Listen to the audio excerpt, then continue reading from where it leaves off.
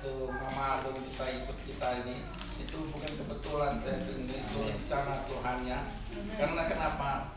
Dia selalu rindu sama kampungnya sono, rindu selalu. Mungkin kalau kita nggak bisa menghiburkan, Tuhan yang bisa menghibur, Tuhan yang bisa memberi kekuatan dia.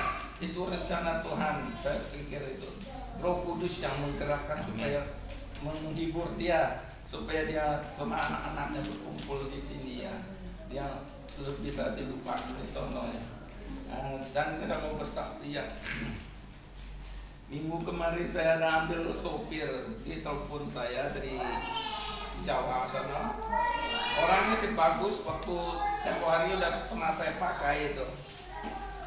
Orangnya bagus, dia bilang, saya mau ada kerjaan nggak? Dia bilang, ada, saya bilang, oh, datang aja kalau mau. Saya nggak tahu perubahannya itu gimana. Dia datang langsung sampai pagi-pagi, langsung kerja aja. Saya tanya sopir, bagus nggak? Bagus ya, bagus, kerjaannya bagus. Hari kedua dibawa lagi, udah nabrak, nyenggol. Tapi kalau nggak ada Yono parah, kata Yono. Dia motor abas terus itu mobil.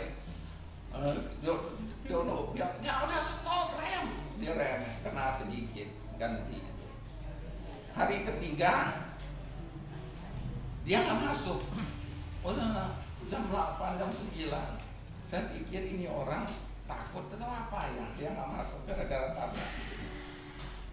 Saya pergi di rumah dia, kontrakannya lah. Saya dapat carinya, mungkin udah ngetop nama dia itu. Langsung ditanya begitu udah tahu. Dan saya balik ke toko, ada dia. Dia kayaknya, itu saya tahu nggak. Mabuk, minumnya malam mabuk siang itu. Dia panggil di toko, saya di tempat saya bilang, hati-hati bawa mobil, jangan buru-buru. Saya bilang biar pelan sedikit, nggak apa-apa. Iya, di bilang triplek itu tebalnya begini, di bilang mahal loh. Saya mau bikin rumah, kok nggak nyambung ini orang besi terkilaunya 2.000, dia bilang. Waduh, ini orang nyambung, nggak beres ini orang, nggak beres ya. Jadi saya lihat keadaan, waduh kacau balau, nggak beres, nggak ngerti. Jadi saya mikir, ini orang kok bisa begini perubahannya, tadinya bagus anak ini. Jadi saya pergi kebalik lagi di tempat kontrakan ini. Saya tanya dia punya saudara atau apa, dia pun. Saya bilang, sebenarnya anak ini, saya bilang sakit atau apa ya? Nah, dia bilang nggak sakit apa, dia bilang kayak orang mabuk ya, dia bilang. Semalam berkumpul sama teman-temannya sampai pagi di sini, dia bilang. Waduh, saya udah tahu itu, udah nggak beres punya anak udah. Oh jadi ya, saya pulang, saya udah tahu, waduh nggak bisa dipakai, kata Apo juga udah pusing. Nggak benar semua. Apa juga mau dipanggul, apa juga mau dipanggul, tidak perlu.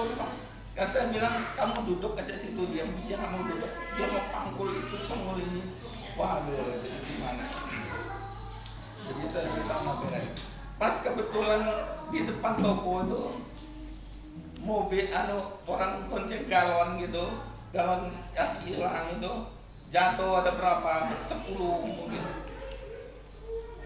Diambil langsung dibawa ke dalam toko. Kok orang punya dibawa ke dalam toko ya? Saya balikin itu, saya bilang balikin, diambil lagi, dibawa ke tingkat 3 lagi. Aduh, ini aku udah stres. Dan turun, turun, saya bilang kamu pulang aja, kasih duit udah pulang aja, nggak usah masuk lagi lah. Nah itulah, saya selidik temannya yang si sopir saya yang dulu yang begitu juga, saya cerita teman dia mungkin datang sini, temannya udah ngumpul, mungkin konsumsinya nggak benar lagi itu, langsung jadi lagi. Oh itu luar biasa, Tuhan tolong saya, Tuhan tabrakan itu terhindar, itu luar biasa. Orang mabuk saya pakai, saya nggak tahu itu itulah pertolongan Tuhan.